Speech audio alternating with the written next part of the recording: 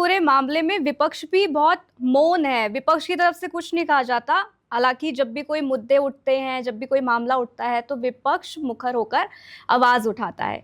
लेकिन जब महिला आरक्षण बिल पर लेकर बात होती है, परिसीमन को लेकर बात होती है या जनसंख्या को लेकर बात होती है तो विपक्ष की तरफ से इतना खास रवैया नहीं अपनाया जाता, क्योंकि वो उनके हितों की भी बात है। अब यहाँ पर कांग्रेस हो या उनकी तरफ से ये है, क्योंकि दक्षिण जो राज्य हैं वो कहीं ना कहीं कांग्रेस की जगह पर आते हैं और नॉर्थ आता है बीजेपी की तरफ, जहां पर बीजेपी के वोटर्स काफी ज्यादा हैं। अब ऐसे में जिस तरीके से राजनीति चल रही है, आपको लग रहा है कि जिस हम संविधान की बात करते हैं, क्योंकि उसमें भी ये कहा गया है कि परिसीमन समय पर होना चाहिए क्योंकि ये जनता के हितों का है, लेकिन क्या आपको लगता है कि इससे कहीं ना कहीं संविधान को नजरअंदाज किया जा रहा है? देखिए, ये तो मैंने क्या कहा कि संविधान के साथ इस तरह की मूल भावना से छेड़छाड़ करना ये एक अपराध से कम नहीं है जो कर दिया गया। दूसरी सबसे बड़ी बात जो आप बात कह रही हैं कि चाहे वो सत्ता पक्ष हो विपक्ष हो, देखिए तीन जो महत्वपूर्ण लोग हैं जिनको सबसे ज्यादा इससे नुकसान हो रहा है, उस पर किसी को राजनीति नहीं करनी है। सबसे पहले नुकसान हो रहा है SC/ST को, फिर महिलाओं को और युवाओं को। और अगर इनकी पूरी तादाद आप मिला लेंगे तो इस देश की जनसंख्या का 90% यही लोग हो जाएंगे। तो इनकी भावनाओं को ध्यान में रखते हुए कोई क्यों नहीं बात कर रहा? क्यों कोई संसद का सत्र इस बात पर नहीं रोक दिया जाता कि महिला ये परिसीमन पर रोक लगा करके क्यों SC/ST के अधिकारों का हनन किया गया?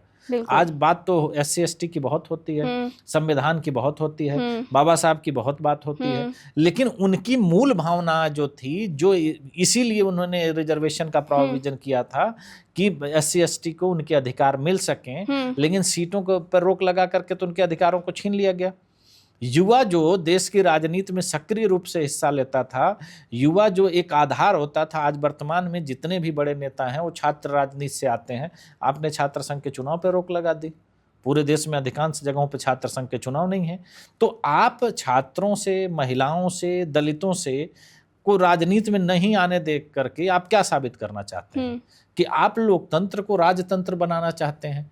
जब किसी भी व्यवस्था में तीसरी और चौथी पीढ़ी का व्यक्ति शासन कर रहा है तो आप उसको लोकतंत्र कहेंगे या राजतंत्र कहेंगे?